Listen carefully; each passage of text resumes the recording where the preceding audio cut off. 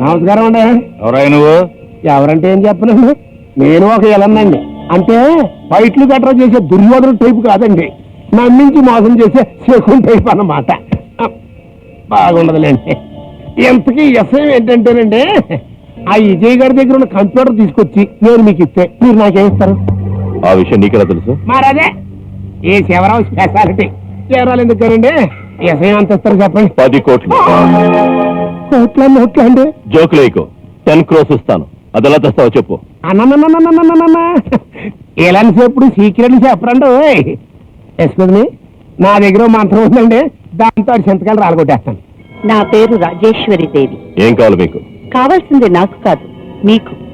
ఆ ONGC officer Vijay దగ్గర ఉన్న కంప్యూటర్ మీకు కావాలటగా?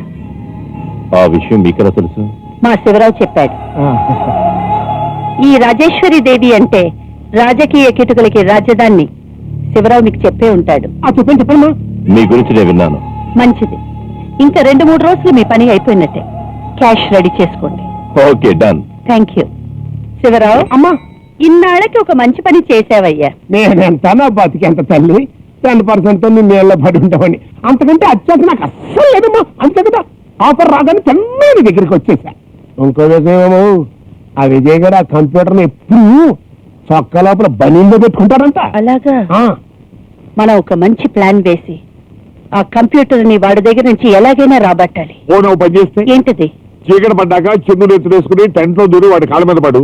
3వ గంటకి తెలియకుండా కొడుకుని అడ్డం పెడతాను. నోరు మూయండి. అలాగే.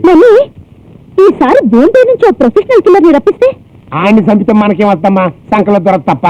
చూడమ్మా, దీనికల్లా ఒక్కటే మార్గం. ఆడికి చీర పెచ్చుందంట.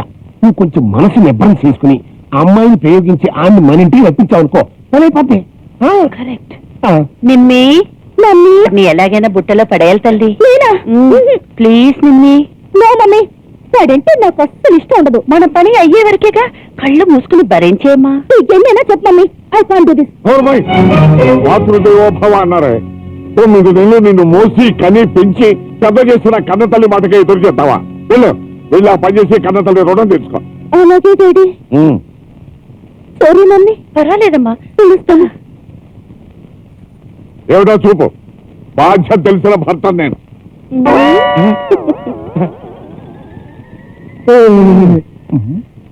రా బాబు, రా.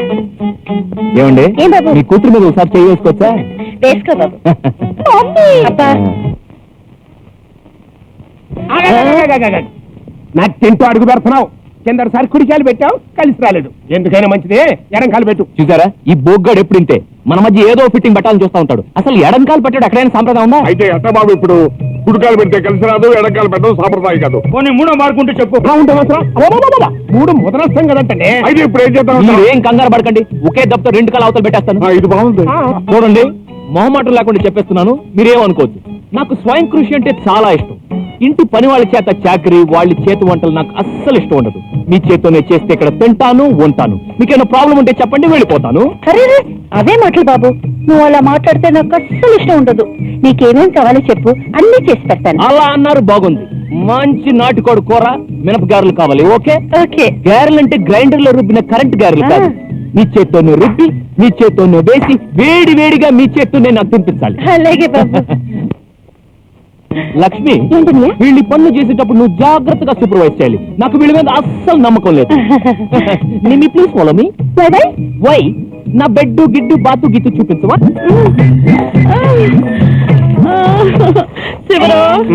అలాగే దిగిపోతే నువ్వు కొంచెం రూపొచ్చుగా. సారీ అమ్మా, 90% మీది, 10% నాది. 90% రబ్బాలి, 10% ఎగదొయ్యాలి. ఇది ధర్మం.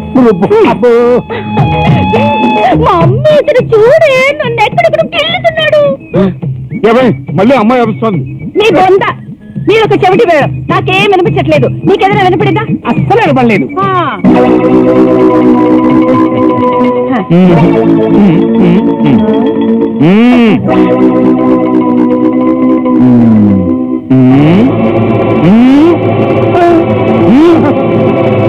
బాగానే ఉన్నాయి. నో, నిన్నే నువ్వు పని చేయి. నువ్వు బెడ్రూమ్కి వెళ్ళి పక్క సర్ది పాలు పెట్టు. వెళ్ళవా? బాబు ఉండండి. ఏం నిమ్మి నువ్వు ముందు వెళ్ళి పక్క సర్దిరా, తర్వాత పాలు తీసుకెళ్దు గాని దట్స్ గుడ్. అయిందో ఉంది మమ్మీ, అతను ఏం చేస్తాడు? ఏడ్చాడు. వాడేం చేస్తాడు?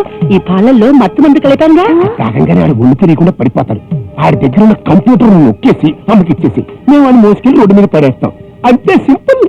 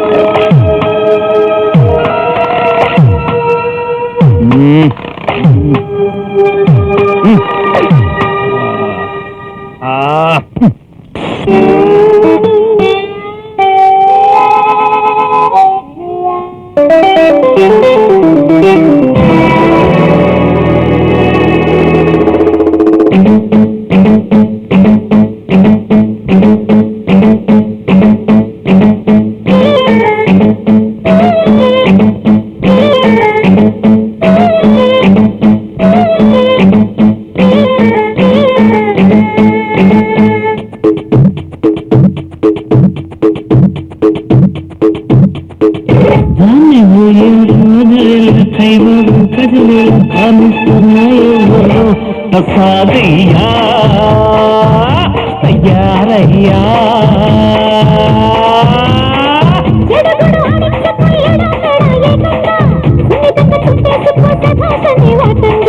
బుజ్జగించి బుల్లి గుచ్చి అంటాను గారంగా అల్లుకొచ్చి గిల్లి గిచ్చి అంటించన్న కాలంగా చూపిస్తా సత్తాయి వాళ్ళ దాన్ని వెయ్యాదిరేల కైవారం కదిలేల కామిస్తాను తసాదియా తయారయ్యా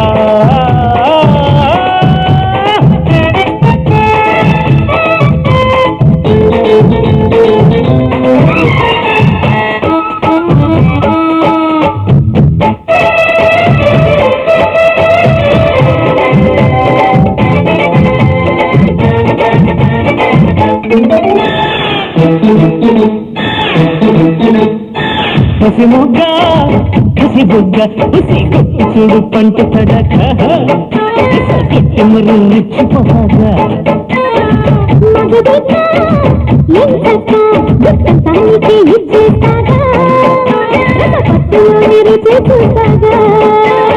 ఊరికే నీ ఉండనుగా తిరగబట్టగా నెమ్మదిగా తుమ్మెదగా తెనచిసగా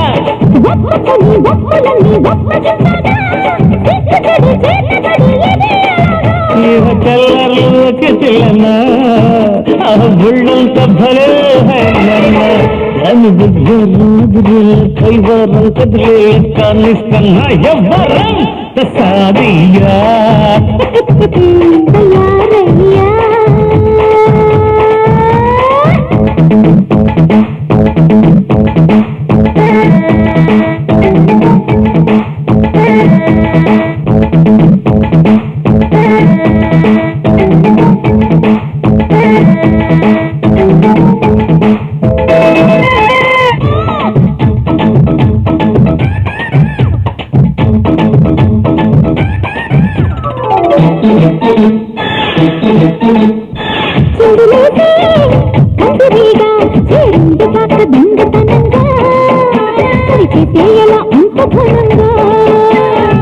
కలుదాగా చలవేగా కొంత ఇంకా కిష్కిందేగా ఇంపతగా అడ్డే లేదు ఇంకా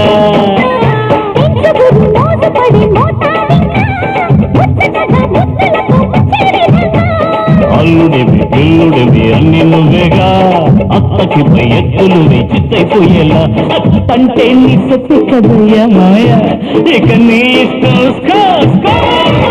దాని ఉయ్యారం అదిరేలా కైవారం కదిరేలా కానిస్తా నా యవ్వరం తసాదియా తయారయ్యా ముదిరిన ముస్తాబుతో మత్తెక్కించే ఈ రూపం ఎదురుగా బురిస్తుంటే చూపించన్న ప్రతాపం అమ్మగారి అమ్మ బాబు గుర్తొచ్చేలా ఇవాళ రుచిపోయి దుఃఖించన్న హఠాబుడే అయ్యేలా సహ వెళ్ళొస్తా సరదా బుల్లోడా వెళ్ళి చూపిస్తా సత్తా ఇవాళ ఇక నీ ఇష్టం. అబ్బా ఇదిగో మామయ్య, మామయ్య ఎక్కడికి? గొడుగు మర్చిపోయినా నువ్వు. పడకట్లో గొడికెత్తాయా? అవును కదా. వెళ్ళు వెళ్ళవయ్యా.